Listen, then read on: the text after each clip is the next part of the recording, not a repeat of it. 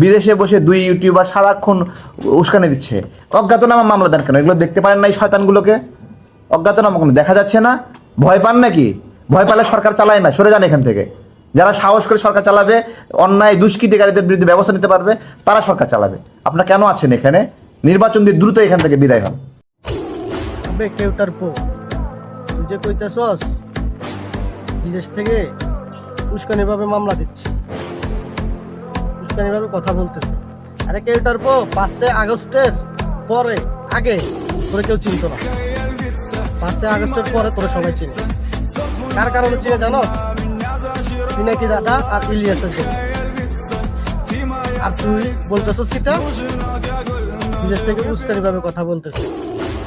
আরে তুই নিবন্ধনের জন্য তো বেটা 6 দিন না খাইয়া পড়ে রইছস। এটা তো আমগুলো দেখাইছস, ক্যামেরার আড়ালে তো তুই খাইছস, এটা তো আমরা জানি। শোন, উল্টা সিধা কথা বলিস না, ঠিক আছে? তোর নিবন্ধন ফুটকে দিয়ে বইরা দিব জনগণ।